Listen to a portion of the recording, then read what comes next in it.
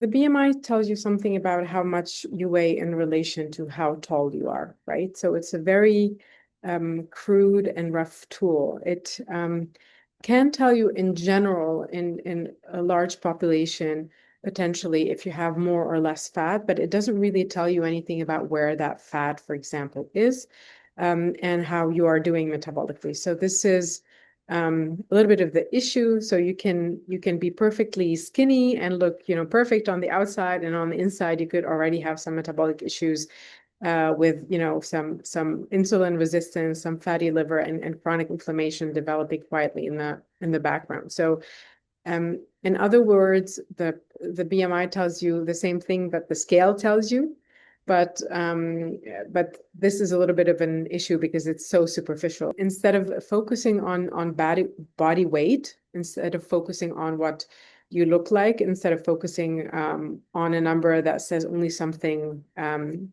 an epidemiological level, it looks at what the body is actually doing. So, and how well it is doing, metabolically, and that is based on the substances, the small molecules that are in the blood.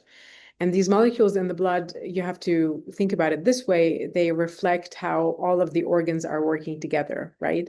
So what comes from the liver, what comes from the fat, what, signals are coming even from the gut. And so what we did is that we took the metabolites that usually associate with BMI, so that kind of go up when or go down when the BMI are going, and we use them to predict the metabolic BMI.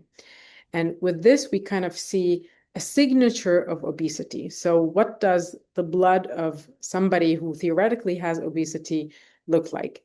And it turns out that you can have this signature of obesity without actually having the BMI to go with it. I studied, of course, mainly individuals that are middle-aged and that are European. So we have to keep this a little bit in mind because this might not be representative for everybody. But the increase was quite striking. So people who look normal weight on the outside but have an increased med BMI could have a 2 to 5 times higher risk of basically having a fatty liver disease, which is one of the worst things that I personally believe you can have when it comes to metabolism, because once the liver is shot, it can go all the way to, worst case, having liver cancer in certain cases, right? But also a very high risk of having type 2 diabetes. And usually these individuals have insulin resistance, so their body isn't as good as dealing with glucose, right? And so they tended to have more visceral fat, so more fat around the organs.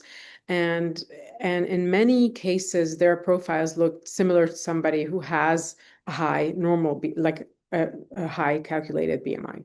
So I would say about 2 to 5 times a higher risk to have, type 2 diabetes, fatty liver disease, and potentially to have complications from those.